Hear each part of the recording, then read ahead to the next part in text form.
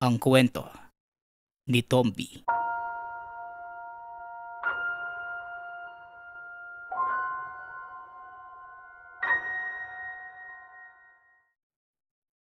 Mga katombi, heads up lang.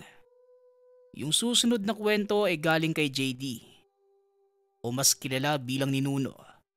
Kwentong bayan at pintados. Binigyan niya ako ng dating storya.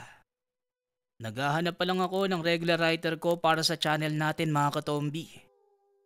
Sana pakinggan niyo pa rin ang kwento.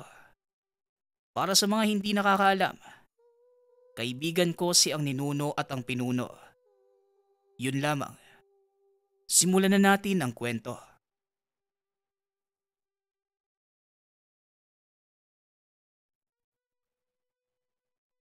Magandang araw sa ating mga tagapakinig. Ako nga pala si Ronnie, Tubong, Maynila. Nais ko lang sanang ibahagi ang aking karanasan patungkol sa kababalaghan. Bakasyon ng mga panahong ito.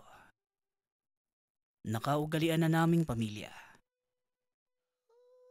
Pumupunta kami sa tahanan ng pinsan ko kapag walang pasok. Doon ako mananatili sa kanila ng 1 o hanggang 2 linggo.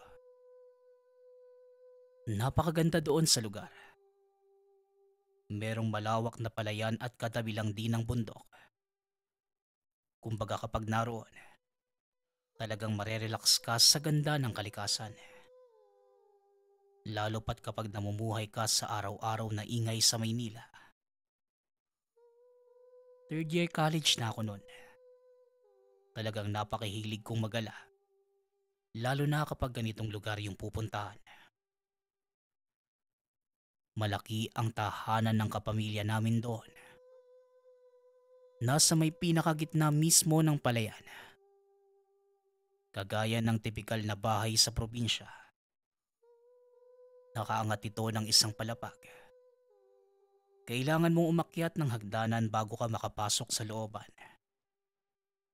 Panlaban daw ito sa mga hayop para hindi makapasok sa loob ng tahanan.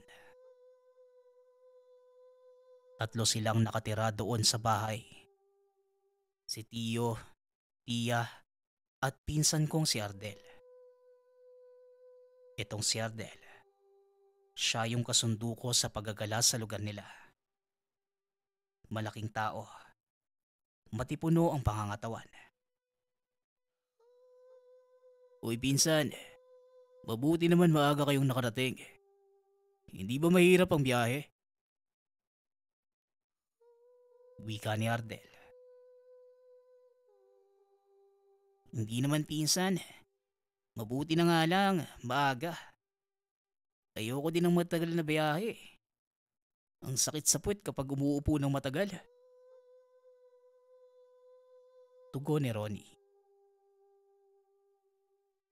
Di ba, yun naman yung gusto mo? Yung gumagala ka? Nakakakita ka din naman ng magandang tanawin kapag nasa biyahe. Wika ni Ardel.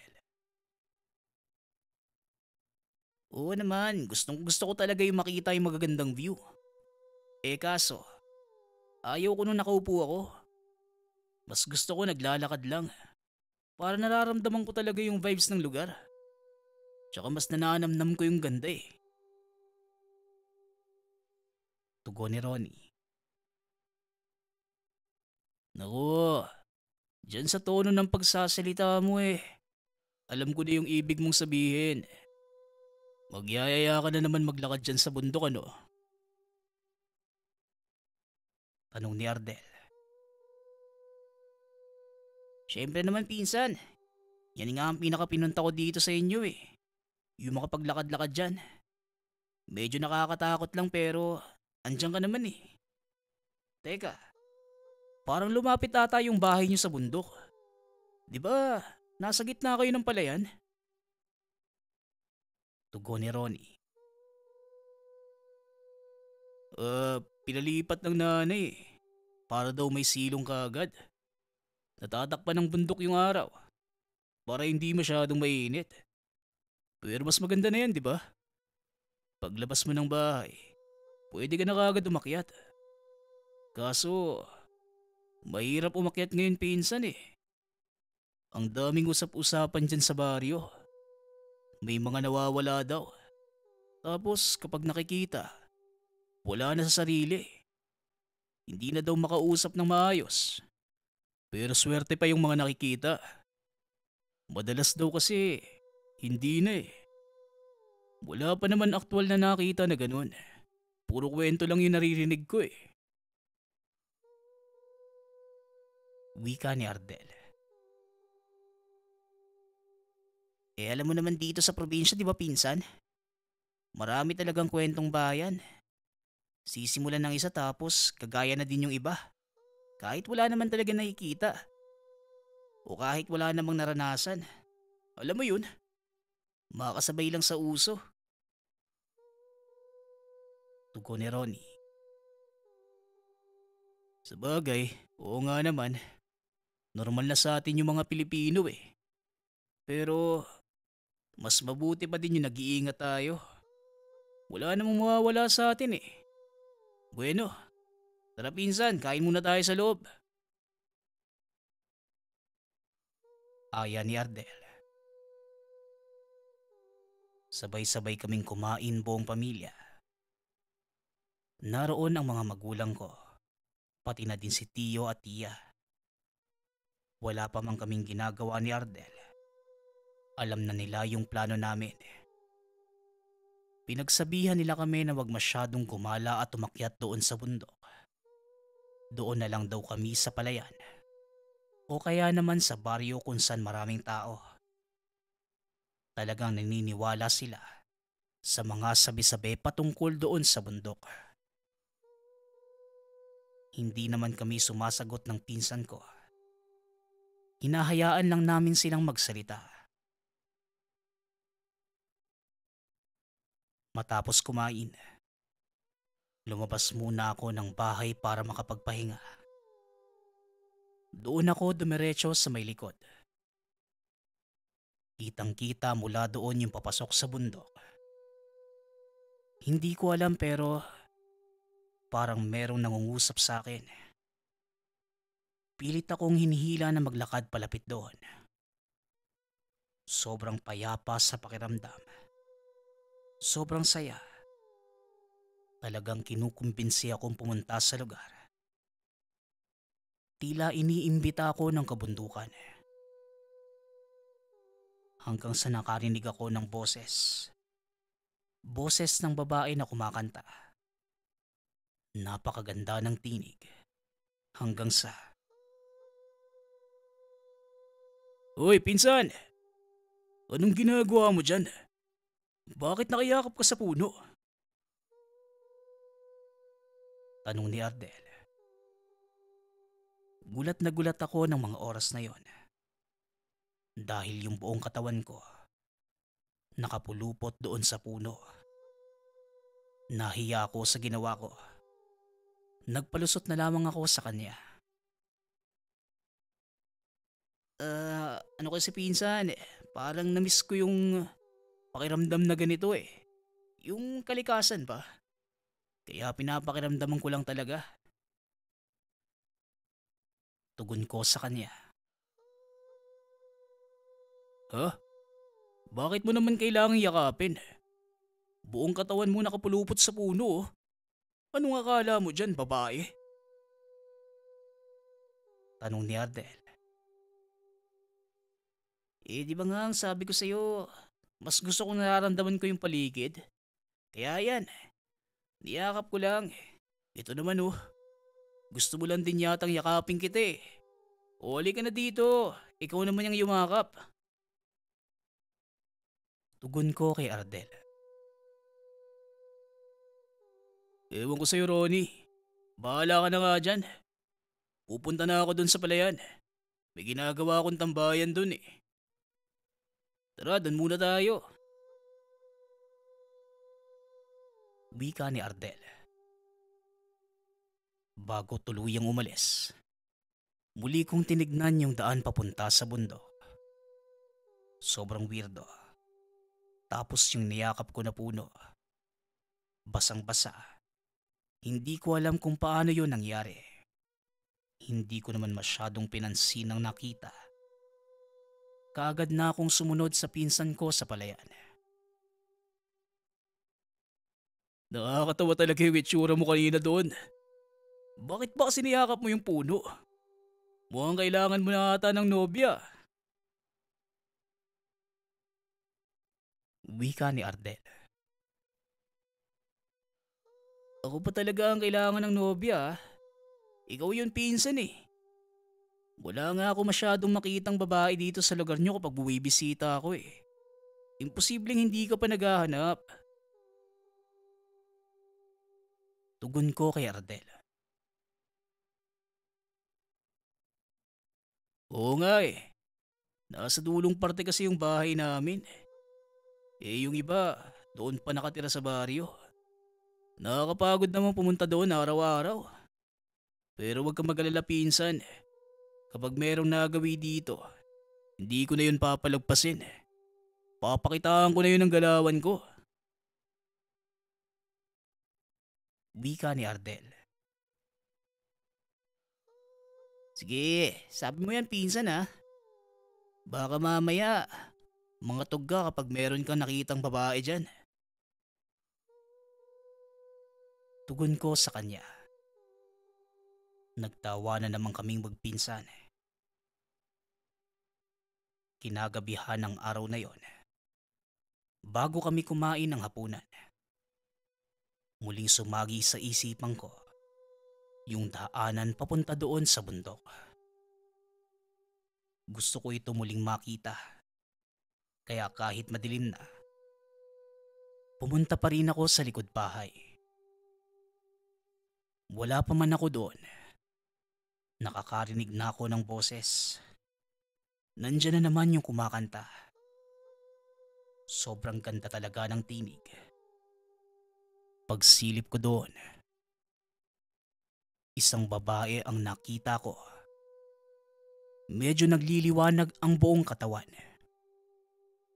Kulay ginto ang buhok. Nakasuot ng mahabang puting damit. Sobrang puti ng kutis. Sa kanya pala nanggagaling yung magandang tinig. Hindi ko alam pero naglakad ako papalapit sa kanya. Ang pinagtataka ko lang ng mga oras na yon, bakit patusok ang tenga nito? Tapos, wala siyang kanal sa pagitan ng bibig. Pero hindi ako natakot. Sobra akong nabighani sa taglay niyang ganda. Binibini, maaari bang malaman ang pangalan mo? Ngayon lang kita nakita dito ah. Tagasan ka ba? Tanong ko sa babae. Pero hindi ito sumagot. Nakatitig lang sa aking mga mata. Dahan-dahan itong ngumiti. Halos manlambot ako sa ganda niya. Gamit ang dalawa niyang kamay, hinawakan niya yung pisngi ko. Hindi bumubuka yung bibig ng babae. Pero nakakarinig ako ng salita. Ang sabi, doon siya nakatira sa bandang gitna ng bundok. Kung gusto ko lang, pwede akong pumunta doon para makilala ko yung pamilya niya. Matapos yon, dahan-dahan niya akong binitawan. Naglakad paakyat sa bundok. Unang beses ko pa lamang makakita ng ganong kagandang babae. Kahit yung mga artista sa Maynila, wala pa sa kalingkingan ng ganda ng babae. Hanggang sa nakaramdam na lang ako na merong tumulak sa akin. Uy, iyan ka na naman eh. Nakatingin ka na naman dyan sa may puno. Ano bang problema mo pinsan? Ayos ka lang ba? Tanong ni Ardel.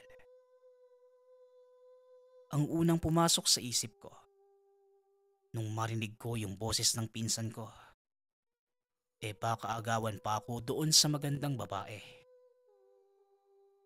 Kaya muli na lang ako nagpalusot.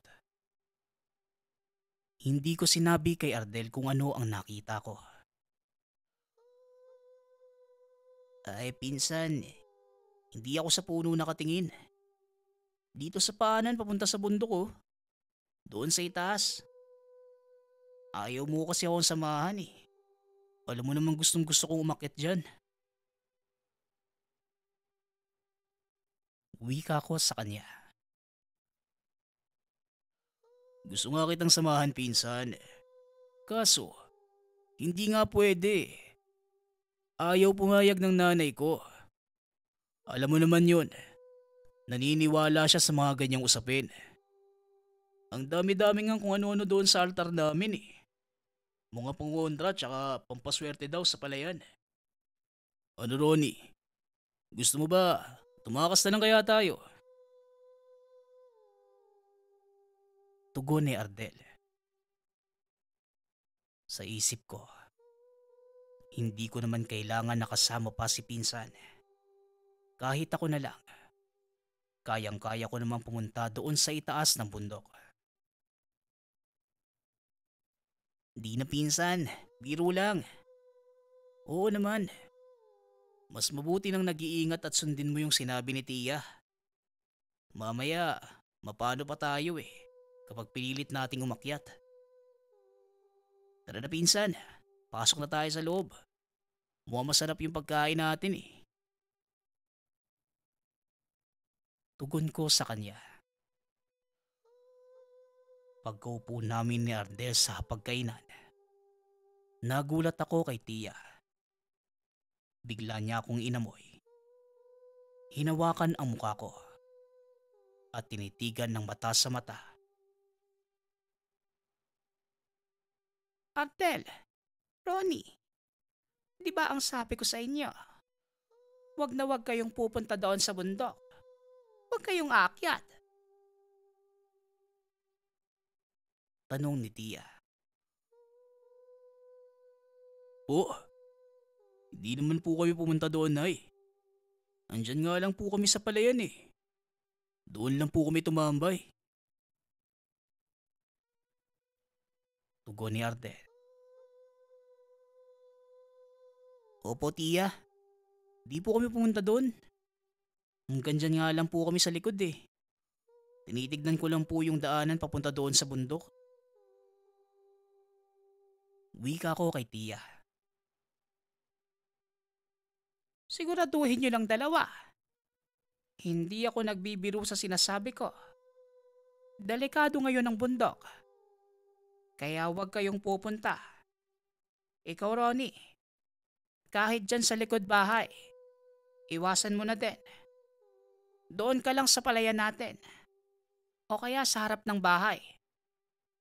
Huwag kayong masyadong dumikit sa bundok. Wika ni Tia. Bakit sobra naman po yata yung pag-iingat nyo, Tia? Talagang nakakatakot po ba talaga ngayon sa bundok? Ano po bang meron dyan? Aswang? Tiyanak? Maligno? Tanong ko kay Ante. Pero nagbago yung mukha niya. Halata sa kanya na nainis. Ayaw nitong ginagawa kong katatawanan yung mga elemento. Mas malala pa sa mga sinabi mo. Mga engkanto ang nariyan. Mapaglaro sila. Hindi sila kagaya ng aswang na umaatake sa gabi na pwede nating kontrahen. Paglalaruan ng engkanto ang isipan mo dahil yan ang kahinaan ng mga tao. Kapag nalaman nila kung anong gusto mo, yon ang gagamitin nila para manipulahin ka. At sa oras na gawin mo ang gusto nila, kukunin nila ang kaluluwa mo. Maaaring makabalik ka dito, pero wala ka na sa ulirat. Tulala ka na lang at hindi na makakausap. O kaya'y tuluyang mabaliw. Tugon ni Tia. Ramdam kong seryoso ito sa sinasabi niya. Pero natatakot akong sabihin yung tungkol doon sa nakita kong babae. Gusto ko sanang ibuka yung bibig ko, pero tila may pumipigil sa akin. Uulitin ko, kayong dalawa, huwag kayong aakyat ng bundok. Kapag meron kayong nakitang kakaiba, sabihin nyo kagad sa akin. Dagdag ni Tia. Matapos naming kumain, nagayos na kami ng higaan ni Ardel. Doon kami sa isang kwarto malapit sa bandang likuran. Yung kama ko ay naroon sa bandang bintana. Kitang-kita doon yung daanan papunta sa bundok. Uy pinsan, malamig naman eh. Anong gusto mo? Isara na lang kaya natin yung bintana. O nakabukas lang. Wala namang makakapasok na hayop dyan eh. Hindi nila yung kayang akyatin. Wika ni Ardel. Siguro pinsan, mas maganda isara na lang natin. Natakot ako sa sinabi ni Tia eh. Ngayon ko lang siya nakita na ganun kaseryoso. Tugon ko sa pinsan. Oo pinsan, ganyan talaga si nanay ngayon. Nagsimula yun na magayong pa ako. Umakyat ako ng bundok noon eh. Wala lang, gusto ko lang sana magala ng kaunti. Kaso habang nandoon ako, may nakita akong tumatakbo. Babae ata yun eh.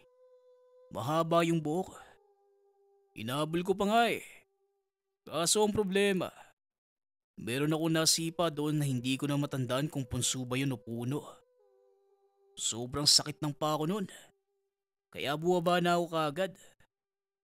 Kaso pagdating ko dito sa bahay, magang-maga na yung paa ko. Itong si nanay, kagad kinuha yung binigay sa kanya ni Lola noon. Kung ano-anong langis yun eh.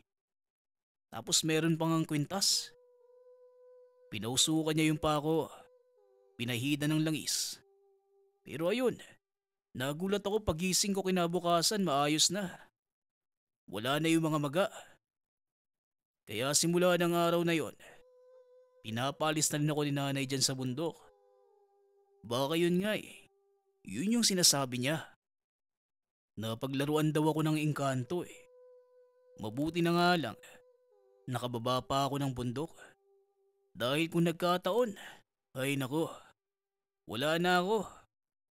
Patay o kaya nakuha yung kaluluwa ko. Mahabang paliwanag ni Ardel. Alam mo pinsan, kanina, dyan sa likod. O ano nangyari? Anong meron sa likod? Niyakap mo yung puno. Tanong ni Ardel. Hindi, ano kasi? Sasabihin ko sana sa kanya pero biglang humampas yung pintana. Uy, ang lakas ng hangin ah. Ay, ganyan talaga dito pinsan. Bigla-biglang humahangin na malakas. Teka sandali lang ah. Isara na nga lang natin to. Baka ako malampag mamaya kapag tulog na tayo eh. Ano nga ulit yung sinasabi mo sa akin pinsan? Wika ni Ardel. Wala. Wala yun. Medyo inaantok na ako eh. Magpahinga na tayo. Tugon ko sa kanya. Sige pinsan, buwan na pagod ka yata sa biyahe nyo kanina eh. Muling wika ni Ardel. Halos isang oras ang lumipas. Hindi ako makatulog. Hindi ko alam kung namamahay ba ako o hindi. Talagang hindi maalis sa isipan ko yung babaeng nakita ko sa likuran. Pati na rin yung mga sinabi ni Tia pati na rin ang salaysay ni Ardel. Meron siyang nakitang babae sa bundok. Iisa lang ba ang babaeng nakita namin? Nakailang palit na ako ng pwesto sa kama, pero wala pa rin. Ano pinsan? Di ka ba makatulog? Namamahay ka yata eh. Wika ni Ardel. Umupo ko nang marinig ko ang boses ni Ardel. Sasagot sana ako sa kanya. Kaso pagtingin ko, mahimbing itong natutulog. Kaya imposibleng siya yung nagsasalita. Napalunok ako ng malalim. Ramdam ko ang pagtaas ng balahibo. Pagtingin ko doon sa bintana, laking gulat ko dahil nakabukas ito. Psst, psst, psst. Ilang sit-sit ang narinig ko magmula doon sa likuran ng bahay. At syempre, hindi ako kagaya ng mga napapanood ko sa telebisyon. Wala akong planong lapitan yon. Kagad akong humiga at nagtalukbong ng kumot. Maya-maya pa, narinig ko na naman yung pagkanta. Napakaganda talaga ng boses nito. Dito na ako napatayo. Gustong gusto ko talagang makita muli yung babae. Naglakad ako papunta doon sa bintana. Nasa ibaba nga yung babae. Nakatitig sa akin. Merong mga salitang pumapasok sa isipan ko. Pinapababa niya ako at iniimbitahang pumunta doon sa tahanan sa may itaas ng bundok. Kaya hindi na ako nagdalawang isip. Kaagad akong lumabas ng kwarto para puntahan siya. Kaso, pagbukas ko pa lang ng pintuan, naroon si Tia. Nakaupo sa tumba-tumba at nakatingin sa akin. Alam na niya ang gagawin ko. "Oh, Ronnie, saan ka pupunta? Parang nagmamadali ka yata." "Ay, hindi po, Tia. Mag-CR lang po ako. Naiihi na po kasi ako eh." Tugon ko kay Tia. "Sige na, mag-CR ka na. Pagkatapos bumalik ka na sa pagtulog mo. Dalian mo." Wika ni Tia. Sobrang bilis ng tibok ng puso ko noon. Nagtataka ako. Si Tia naman ang kausap ko. Kaya bakit ako natatakot sa kanya?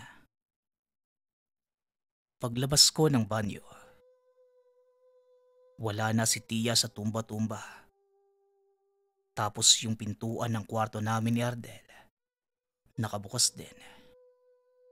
Pagkasilip ko doon sa loob, nakatayo si Tia. Paulit-ulit na bumubuka ang bibig. Dahan-dahan akong naglakad papalapit kay Tia. Gulat na gulat ako sa nakita. Dahil doon sa ibaba, sa may daanan papunta sa bundok, isang bruha ang naroon. Buhaghag ang buhok, pulang-pula ang mga mata, tapos kulay berde yung katawan. Masama ang titig niya kay Tia. Hanggang sa merong dinukot si Tia sa bulsa. Isang itim na bato. Ihagis ni sana doon sa bruha. Kaso nagmamadali itong tumakbo paalis sa lugar. Galit na galit si Tia sa akin. Bakit daw hindi ko sinabi kagad na meron akong nakikitang nilalang? Hindi ko alam kung paano niya nalaman. Kung nagkataon na hindi niya naramdaman. Malamang sa malamang, wala na ako. Naroon na ako sa itaas ng bundok. Yun daw ang totoong itsura na nagpapakita sa akin. Hindi yung maganda kaya wag akong magpalinlang. Ante, pasensya na po kayo ah. Hindi ko din po alam eh. Nakailang subok po ako kanina sabihin sa'yo o kaya kay Ardel. Pero parang may pumipigil sa akin eh. Wika ko kay Tia. Mukhang nalagyan ka na ng kaunting orasyon. Mas mag-iingat ka ngayon. Hindi ka titigilan ng elemento na yan hanggat hindi ka nakukuha. Eto Ronnie, isuot mo ito. Wag na wag mong tatanggalin hanggat nandito ka. Hindi makakalapit sa iyo yung elemento kapag meron ka niyan. Tugon ni Tia. Kapirasong itim na tangkay ang pinasuot sa akin. Tila ugat ng puno. Ang sabi ni Tia, ginagamit ito pampasura sa mga masamang elemento. Kaya kapag meron kang suot nito, talagang lalayo sila sa iyo. Maaaring masunog yung balat nila at ang pinakamalala, maging sanhi ng kamatayan. Noong una, medyo nag-aalangan pa ako kung totoo yung sinasabi ni Tia na kaya akong protektahan ng kapirasong tangkay. Dahil sa itsura ng bruha, paano ito mapipigilan ng kapirasong tangkay? Pero ilang araw ang lumipas matapos ang tagpong yon. Hindi ko na muli nakita pa yung babae. Tapos yung daanan doon papunta sa itaas ng bundok. Hindi na rin ako naiengganyo. Mas gusto ko na lang tumambay sa palayan o kaya sa loob ng tahanan. Hanggang sa dumating ang isang umaga. Kaming dalawa lang ng pinsan ko ang naiwan sa bahay. Merong kailangan sadyain sila Tia at magulang ko doon sa baryo. Mahigpit na ipinagbili ni Tia sa amin. Wag na wag kaming pupunta doon sa likod. Wala naman talaga akong planong pumunta doon. Lalo pat natatakot din ako sa nakita kong bruha.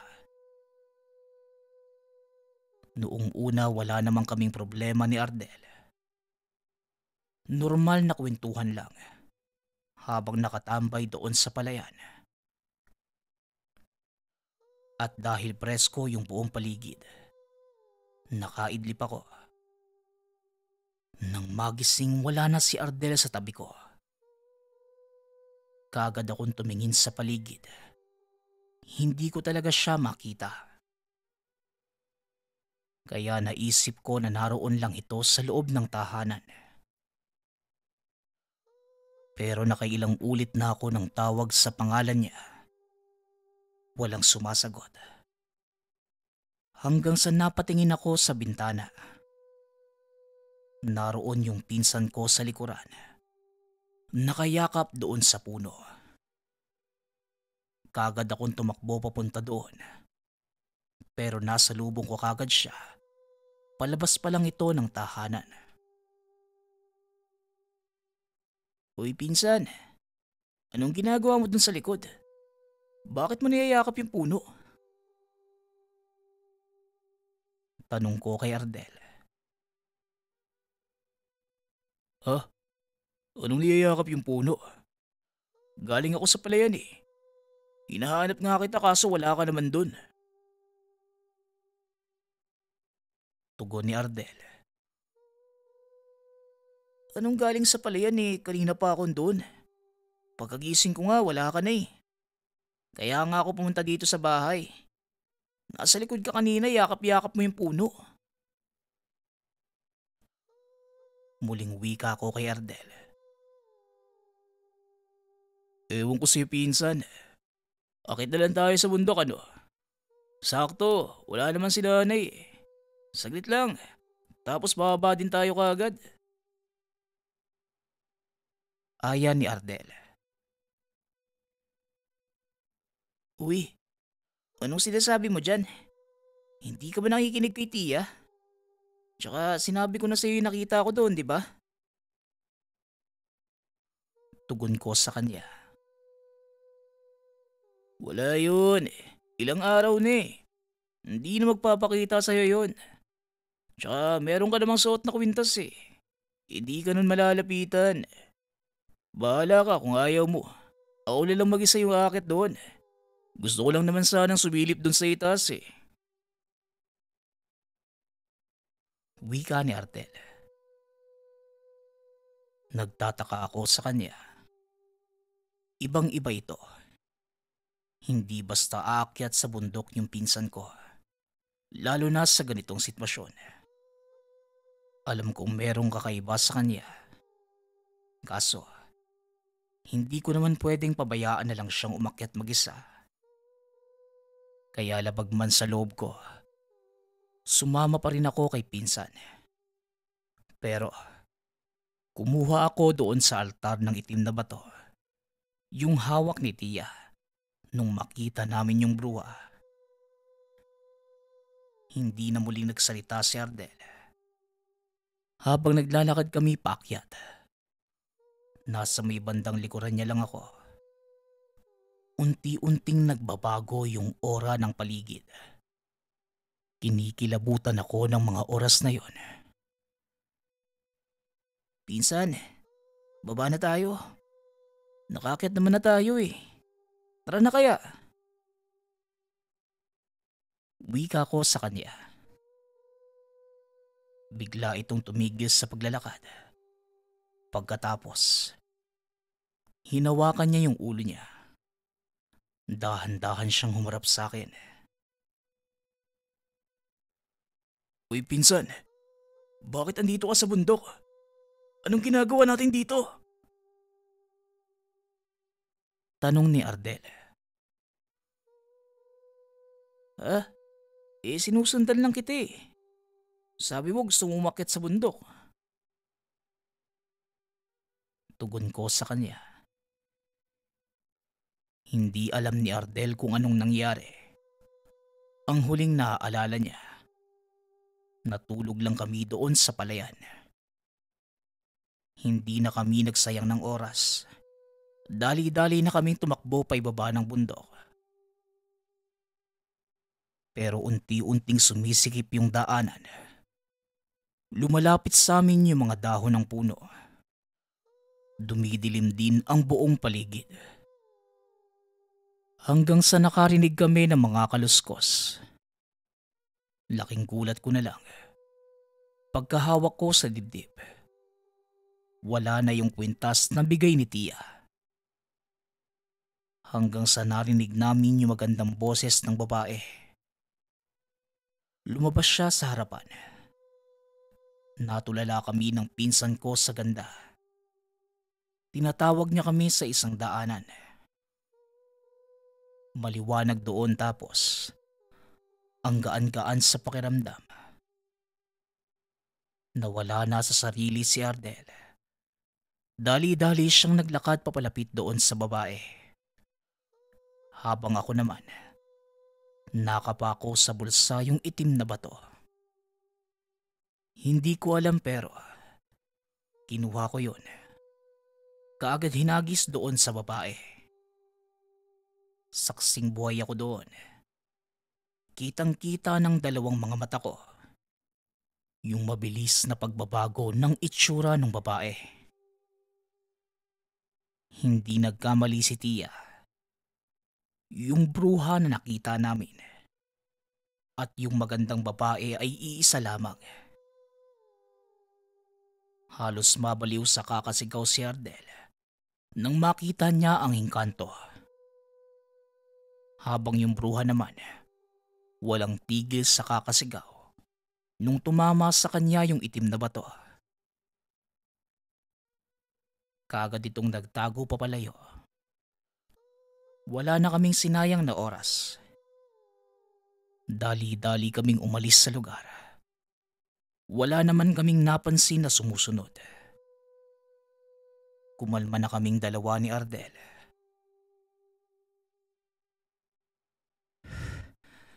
Pinsan, hinto muna tayo sandali. Hingal na ako eh. Hindi naman siguro makakasunod na yun, di ba? Tinamaan na siya ng bato ni Tia eh. Wika ko kay Ardel. Tara na Ronnie, huwag tayong tumigil. Eh ano, malapit na tayo sa bahay eh. Kaunting takbo na lang. Pilitin mo na. Dali! Tugon ni Ardel. Sandali lang talaga. Pakiramdam ko himatay na ako eh. Sige na nga. Oh, ba't hindi ka gumagalaw dyan? Tanong ko kay Ardel. Ronnie, bakit parang dalawa yung anino mo? Tsaka, bakit nagtataasan yung mga buhok mo? Tugon ni Ardel. Tumaas yung balahibo ko sa sinabi ni pinsan. Ramdam kong merong gumagalaw sa likuran ko. Sumenyas ako kay Ardel na tatakbo kaming dalawa. Kaso, pabuelo na ako. Pero kagad akong nahawakan ng bruha. Habang si Ardel naman, nakita kong napuluputan ng buhok. Sigaw kami ng sigaw. Tinatawag namin yung pangalan ni Tia. Pero parang walang nakakarinig sa amin. Hanggang sa naging garalgal na yung boses namin ni Ardel. Halos mabaliw na kami. Nagmistulang bata na lumalabas yung uhog. Hindi ko na maipaliwanag yung itsura ng babae. Buhat-buhat niya ako. Habang tinadala paakyat sa tuktok ng bundok. Habang si Ardel naman, hila nito gamit ang buhok. Nakapako na naman yung bulsa ko. Meron pang naiwan na isang bato. Pagkakuha ko nun, hinampas ko yon sa ulo ng bruha. Nakakabingi sigaw yung narinig namin. Agaw buhay kaming tumatakbo ni Ardel. Nasa lubong namin si Tia. Dito na kami nakahinga ng maluwag. Meron siyang hawak na mahabang patpat. Paulit-ulit itong hinampas sa lupa. Unti-unting umaliwalas ang paligid. Maya-maya pa, tag-isang malakas na kutos ang natanggap namin magpinsan.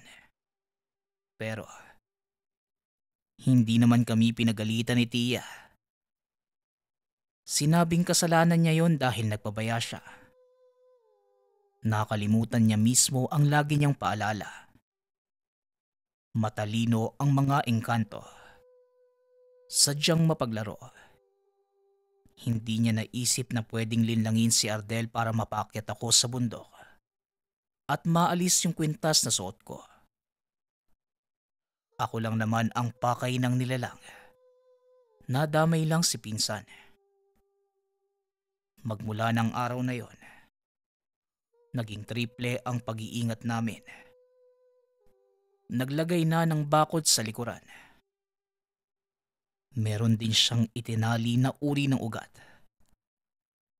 Araw-araw siyang nagpapausok para maitaboy ang anumang uri ng elemento. Binigyan din kami ng bagong pangontra ni Tia. Nakailang ulit din siyang umakyat doon sa bundok. Sa bawat pagbaba niya, palaging pagod na pagod at marami siyang sugat. Halos 1 linggo ang tinagal noon. Hanggang sa sinabihan niya na lang kami ni Ardel. Ligtas na ang kabundukan. Hanggang sa ngayon, hindi ko alam kung ano ang ginawa ni Tia. Kung nakipaglaban ba ito sa elemento o nakipagayos. O di kaya'y nag-alay doon sa mga engkanto. Pero laking pasasalamat ko na lang sa kanya. Meron siyang alam sa mga ganitong bagay. Dahil kung hindi, siguradong nabiktima na kami ng pinsan. Malamang sa malamang, nahulog na kami sa patibong. ng impita ng engkanto.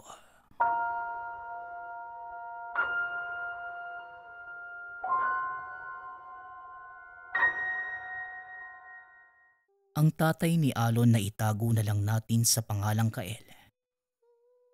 Isa sa mga rebelde na mga panahong iyon. Minsan na din itong isinama si Alon sa kanilang kuta.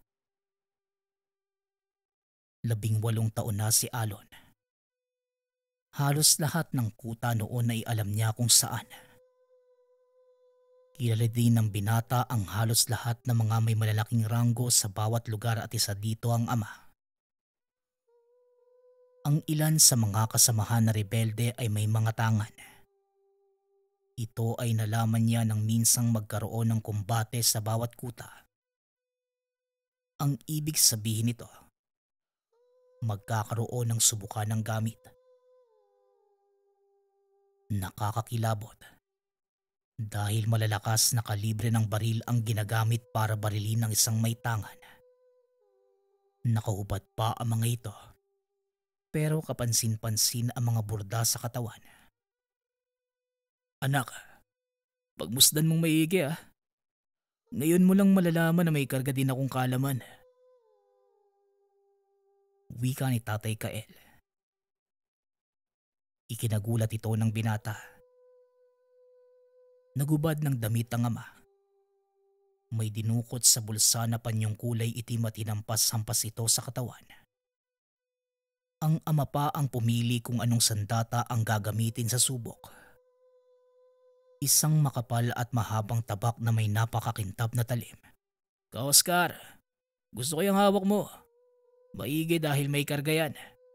Subukan mo yan sa katawan ko. Kagad naman itong tumango. Walang alinlangang tinaga si Tatay Kael sa balikat. Pero nang tumama ito, nagtunog sinibak na kahoy ang pagkakatama. Subalit tila tumalbog lang ang mahabang tabak. Amo, wala ka pa rin kakupas-kupas. Nagagawa mo pa rin basagin ang mga karga ng mga gamit namin. Wika ni Oscar. Yun pa lang ang unang beses na makita ni Alon na nakipagsubukan ng ama.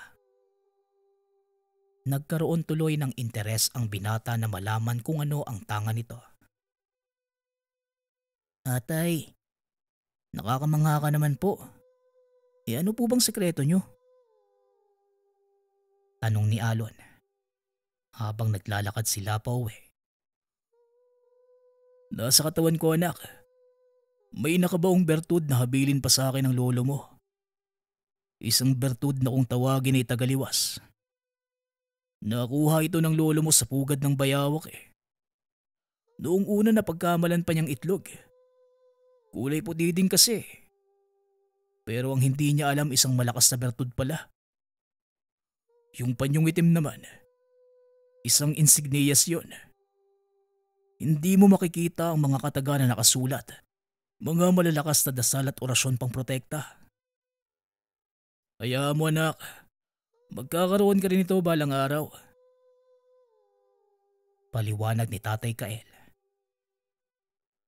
Nagtanong naman ang binata kung para ba ito sa labanan kontra sundalo. Subalit sinabi ng ama na hindi. Pagkakasundo ang sundalo at rebelde. Depende na lang kung iba ang hinahangad ng bawat grupo. At kung mangyayari man ang labanan, may mga pambasag ang mga sundalo. Hindi lang sa kaalaman, kung hindi sa mga malalakas na baril at bomba. Kaya masasabing hindi ito para sa digmaan. Alam mo anak, ang buhay namin, nasa gubat kami namamalagi. Napakaraming mga hindi kaaya-ayang nilalang na nakatira. Maniwala ka man sa hindi anak, maraming aswang sa bukirin ng Zamboanga. Ang masaklap, nagpapanggap lang pala ng mga residente. Hindi sila nag-aatubiling pumatay at kinakain ang laman ng tao. Marami na sa mga kasamahan namin ang biglaan lang nawawala. Kapag natagpuan naman namin, puro buto na lang. Tsaka yung gutay-gutay niyang mga damit. Dagdag ni Tatay Kael.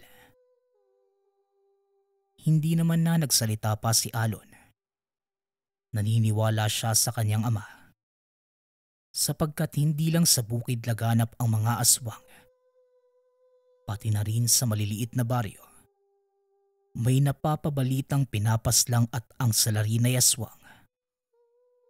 Hanggang sa sinabi sa kanya ni Tatay Kael na kung gusto niyang makakita ng elemento, sumama lang ito sa kanya sa isang lugar.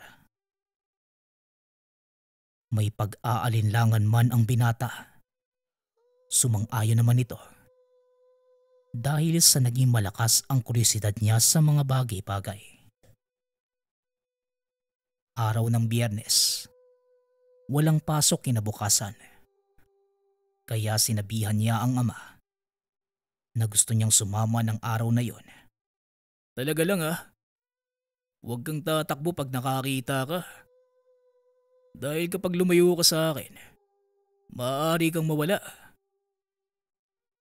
Banat ni Tatay Kael.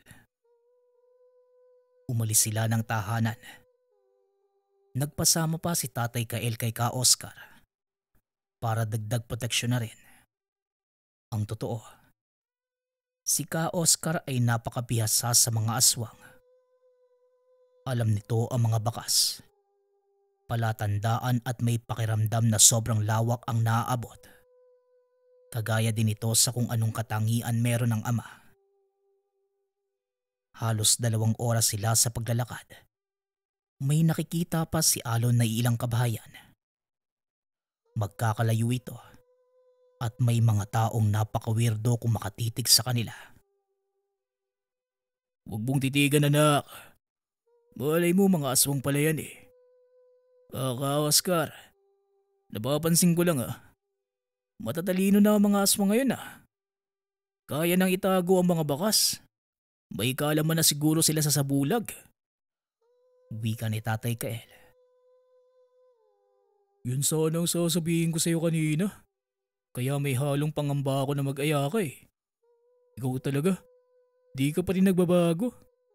Dati ka pa gustong patayin ng mga aswang na nakatira sa lalawigang to. Hoy, napag-alaman ko pa nga May isang dayo daw na aswang na galing pang Bohol. Isa din daw mangkukulam at malamang sa malamang. Siya ang nagturo sa mga katutubong aswang dito. Wika ni Oscar. Ay, dito alam ng anak ko Sino ba namang hindi magtatanim ng galit sa kanila? Pinatay ang asawa ko mula na maipanganak si Alon Tugon ni Tatay Kael na labis na ikinagulat ng binata. Nanlaki ang mga mata nito. May itinatago palang lihim ang ama.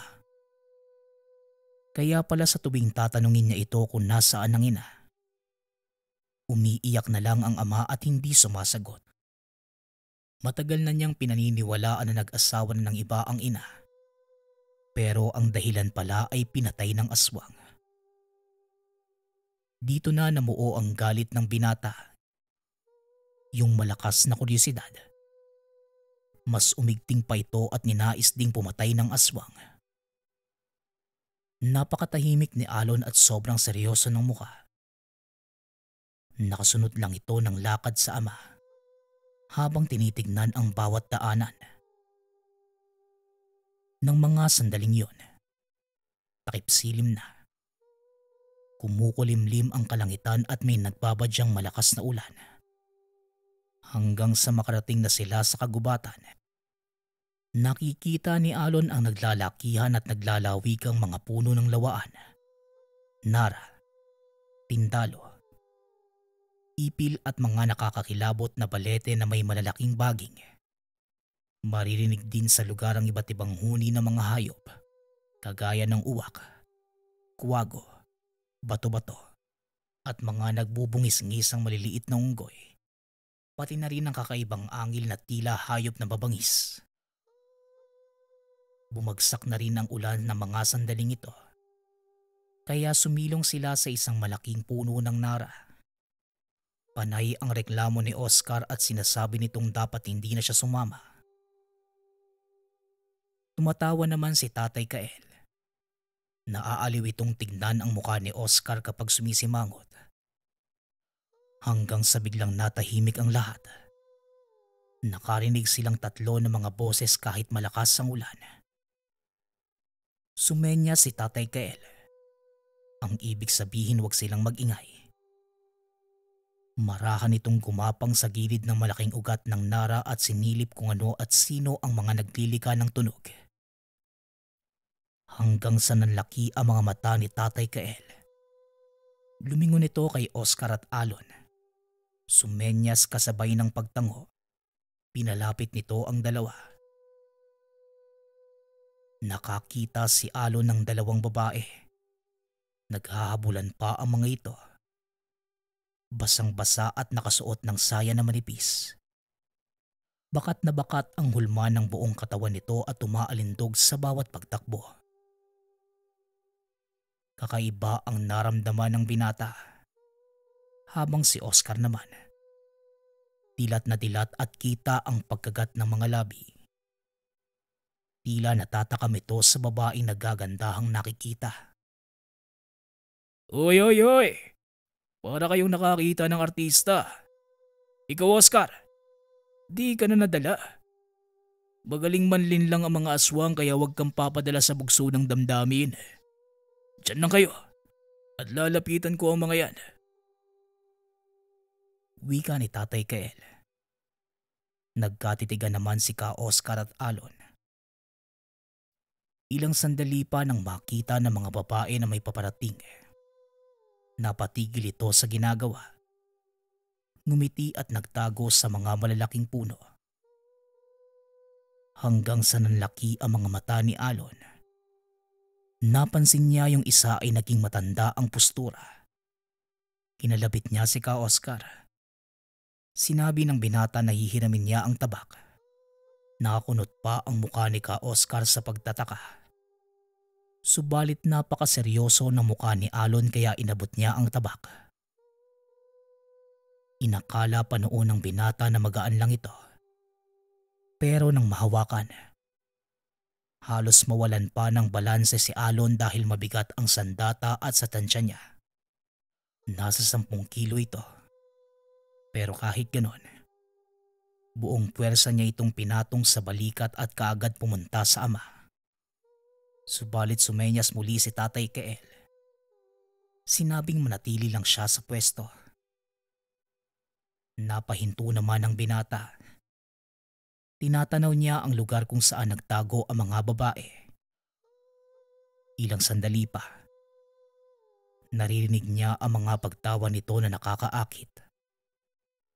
Hanggang sa unti-unting nagtunog matanda, gasgas at sobrang tinis pakinggan. Mabilis namang tumakbo ang ama at papunta ito doon sa malaking puno. Hindi na nakatiis si Alon. Sumunod na ito kay Tatay Kael. Hanggang sa nadatnan niyang nakahandusay ang isang napakapangit na nilalang at duguan. Paglingon niya sa kaliwa, naroon ang isa pa. Nanlilisik ang mga mata nito habang nakatitig sa kanya. Sobrang itim ng balat. Kulukulubot pa at napakatulis na mga ngipin. Yung kaninang tapang ni Alon, napalitan ng matinding kilabot. Hindi siya nakagalaw. Nanginginig ang katawan at kita ang pangingilid ng luha sa mga mata. Sinabi nang, huwag susunod eh. Umabi ka sa gilid. Dali, pasaway kang bata ka. Wika ni Tatay Kael. Nasa itaas na bahagi ito ng kanyang likuran at nakatungtong sa malaking ugat. Marahang umatras at kumilit sa bato si Alon. Umaabante naman ang aswang. Bumubuka pa ang bibig na tila may binibigkas na salita. Hanggang sa bigla itong naglaho at lumitaw sa gilid ni Alon. Sa sobrang gulat, pumikit na lang si Alon. Pero bigla na lang dumaing ng malakas ang aswang. Pagbukas niya ng mga mata, nakita niyang tinatapakan na ng ama sa lieg ang aswang habang nakatumba sa lupa. Gusto mo pumatay na kaswang? Halika, pugutan mo ng ulo to. Wika ni Tatay Kael. Hindi nakakibo ang binata. Nakatitig lang siya doon sa nilalang hanggang sa muling nagsalita ang ama. Ayon dito, kung hindi siya makakapatay ng isa, mananatili ang takot niya sa mga nilalang. Kaya naman, kahit nag-aalinlangan si Alon dahil sa takot, nilakasan niya ang loob. Nagbuntong hininga ang binata. Mabilis na nilapitan ng aswang at tinaga ang leg nito. Kitang-kita ni Alon ang paghiwalay ng ulo ng aswang habang sumisirit ang dugo. Humahangos ang binata. Magkasalubong ang kilay at napakaseryoso ng muka. Samantala, ang sabi ng ama sa umpisa lang ito nakakatakot. Pero sa susunod, patayan na ang hangad ng binata. Hindi na nakapagsalita si Alon. Matapos nun ay umupo ito sa malaking ugat. Nagpahid sa mukha dahil natalsikan ito ng dugo. Ilang sandali pa, nagmungkahi si Oscar na babalik na siya sa kuta. Nagpaiwan ang dalawa. Walang kibuan at kapwa may malalim na iniisip. Hanggang sa bumalik na sa wisyo si Alon. Ang sabi nito, saan ba matatagpuan ang iba pang mga aswang? Ayan, yan ang gusto kong mangyari sa'yo. Bueno, pasukin natin ang mismong lungga ng mga aswang. Hindi naman kalayuan dito ang lugar kaso baka gabihin na tayo sa pagdating. Pansamantala, magpapahinga muna tayo sa gilid ng gubat na ito. Antayin natin magbadaling araw saka na tayo kikilos. Wika ni Tatay Kael. Pero umiling si Alon. Sinabi niyang pupuntahan nila kahit gabihin pa sila sa lugar. Dahil ba ito kapag gumabi, mas malakas ang aswang? Total narito naman lang din tayo eh. Bakit hindi na lang po natin suungin? Huwag po kayong mag-alala tay. Hindi na mangyayari yung kanina. Wika ni Alon. Napakunot ang mukha ni Tatay Kael. Sobrang tapang na ni Alon. Pero sa kabila ng lahat, naging masaya ito dahil gumagana na sa binata ang bertud. Lingid sa kaalaman ni Alon, sa katawan pala niya nakabaon ang tagaliwas na bertud. Binaon ito pagkatapos mamatay ng ina. Ito ay para proteksyonan si Alon dahil ang totoong pakay ng mga aswang ay ang sanggol. Ang katangiang meron sa bertud na ito, nasa pangalan na mismo. Tagaliwas. Ang ibig sabihin tagaligtas. At maliban pa dyan, magkakaroon din ng sino mang may taglay nito ng kakaibang tapang, lakas at kabal sa katawan. Nang sabihin kay Alon ang buong katotohanan, halos hindi makapaniwala ang binata. Nagtanong pa ito kung paano at saan nilagay. Di nasa hita mo. Di ba lagi mong tinatanong sa akin kung lisay ba yan o buto? Ang totoo, bertud yan anak. Hindi ko halos kinaya tignan nang mailagay ko yan sa hita mo. Ngayon, gumagana na at ngayon ko lang din nalaman na ang matinding galit pala ang pupukaw dyan. Bueno, tuloy na tayo sa lakad ah. Handa ka na ba? Wika ni Tatay Kael. Tumango naman si Alon at hinataw pa sa ugat ang dalang tabak. Yung bigat nito kanina ay simbigat na lang ng karaniwang itak. Tuluyan ng binalot ng kadiliman ang buong gubat. Tahimik na naglalakad ang mag-ama. Habang hinahampas nito ang mga nakaharang na mga baging. Medyo madulas pa ang daan. Basa ang lupa pati na ang lumot sa ugat ng malalaking puno. Hanggang sa napahinto si Tatay Kael. May mga kaluskos sa iba't ibang direksyon. Sumenyas ito kay Alon at sinabing, "Shh! May umaaligid sa palibot. Hindi ko alam kung aswang ba o tao kasi may mga karga. Maging alisto ka, Alon. Ang ilan sa mga kalaban natin magmumula sa itaas ng puno kung sakaling aatake. Wika ni Tatay Kael. Di ba tay, malakas ang pakiramdam ng mga aswang. Di na natin kailangan pa magtago. Alam na nila ang galaw natin eh. Tugon ni Alon.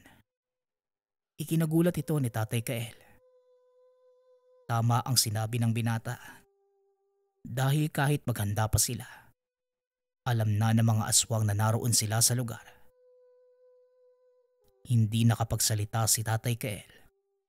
Umiiling lang ito at makikita ang pagkamangha sa mukha. Uy! Pagsilabasan na nga kayo dyan. Nararamdaman namin kayo. Pwe! Mga duwag! Duwag ng mga aswang! Duwag! Lumabas kayo!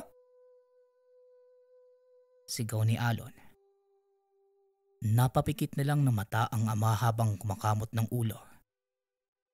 Tila na sobrahan na sa tapang ang binata.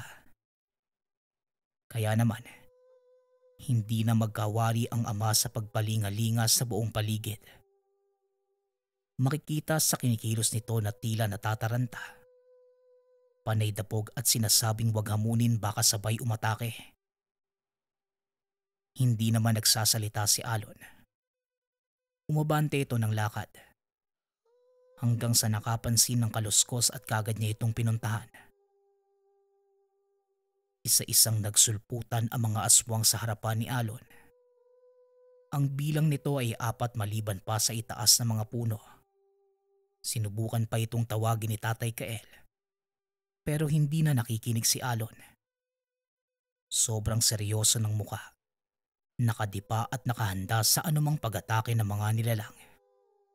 Napilitan na si Tatay Kael na puntahan si Alon. Magkatalikod sila. Humahangos at inaasahan na ang matinding komosyon na magaganap. Hanggang sa nagsalita ang isa sa mga aswang. Nagpakilala ito sa pangalang Judah. Mapangahas. Talagang ang tatapang na pasukin ng lugar namin. At pinatay niyo pa ang 2 kalahi ko. Alam niyo ba ang kamatayan ng isa sa amin? Katumbas ng buhay ng 10 tao. Wika ni Judah. Samantala, siniko naman ni Tatay Kael si Alon at sinabihan. Mag-iingat ka kung sakaling siya ang makarap mo. Mangkukulam yan maliban sa pagiging aswang. Wika ni Tatay Kael. Wala akong pakialam, tay. Paunahan lang ng galaw. Kung sino magkakamali, patay ka agad. Tugon ng binata. Tumango na lang si Tatay Kael. Ibang-iba na akong magsalita si Alon. Talagang niloob na ng gamit ang buong pag-iisip nito. Hanggang sa may lumundag sa harapan ni Tatay Kael. Mula ito sa itaas ng puno at nakaamba ng pagkalmot. Mabuti na lang. Nakailag ito at kagad nasipa ang nilalang. Hanggang sa sunod-sunod na ang pag-atake ng mga aswang sa hindi malamang direksyon. Atras sila ng atras. Hanggang sa nakarating sa isang napakalaking puno ng nara. Habang si Alon naman, alam nitong si Judah ang pinuno ng mga aswang sa lugar. Kaya hinahanap niya kung nasaan ito. Hanggang sa nakita niyang nakatungtong ito sa malaking bato at nakatitig sa kanya. Paglingon ni Alon sa ama, nagagawa pa naman itong lumaban. Mabilis itong gumalaw at hindi basta-basta tinatabla ng patama ng aswang. Kaagad nilapitan ni Alon si Judah. Bawat sumasalubong sa kanya ay walang kahirap-hirap niyang pinapatay gamit ang tabak. Hanggang sa makarating siya sa paanan ng malaking bato. Dinuro niya ng tabak si Judah. Hinamon niya ito na lumaban sa kanya. Ngumiti naman si Judah at sinabing, Hindi may pagkakailang malakas ka rin dong. Pero tao ka lang din at kayang-kaya kitang patayin sa isang orasyon lang. Wika ni Judah. Di subukan mo. Kanina ka ba dyan, wala ka namang ginagawa? Tugon ni Alon. Nagalit ang aswang. Tumayo si Judah. Bumuka ang bibig at panaydura sa direksyon ni Alon. Ilang sandali pa. Kumunot ang muka ng aswang at makikita na nagtataka ito. Paanong hindi tumatalab ang orasyon ko? Anong klaseng gamit ang meron ka? Wika ni Judah. Pero nanatiling tahimik si Alon. Hinataw niya ng tabak ang binti ni Judah. Hanggang sa naputol ito at nalaglag ang aswang sa lupa. Walang sabi-sabi. Paulit-ulit na tinaga ng binata ang iba't ibang parte ng katawan ng aswang. Hanggang sa magkalasog-lasog ito kahit wala ng buhay. Matapos yun, binalikan niya si Tatay Kael. Nakasandal na ito sa puno ng nara habang nakaupo at nakatitig sa kanya. Mabuti naman at naisipan mong unahin ang Judah na yun. Yun lang naman ang nagmamanipula sa mga kasama niya. Kahit labag sa kalooban nila. Ayun, nagsitakbuhan na makitang patay na si Judah. Ay, umuwi na nga lang tayo anak. Pagod na ako eh. Wika ni Tatay Kael. Napangiti na lang si Alon sa mga salaysay ng ama. Inalalayan niya ito patayo. May sugat ito sa paa at sinabing uuwi na sila. Simula nang nalaman ni Alon na may gamit siyang tagaliwas, naging mas malalim na ang pag-unawa ng binata sa mga bagay-bagay na mahirap paniwalaan. Madalas na din itong wala sa tahanan. Alam ni Tatay Kael na manunugis muli ito ng aswang. Hanggang sa dumating ang panahon na inalok na siya na maging bahagi ng rebelde. Pero tumanggi si Alon. Sinabing mas gusto niyang mamuhay ng payapa. Para sa kanya, ayos na ito sa ginagawa niya. Walang prinsipyong pinaglalaban kung hindi ang pumaslang lang ng mga aswang. Hanggang sa nakapag-asawa na si Alon at naipasa ang kwentong naranasan sa mga anak at naging apo. Ito ay dahil sa bertud ng payawak na kung tawagin ay tagaliwas.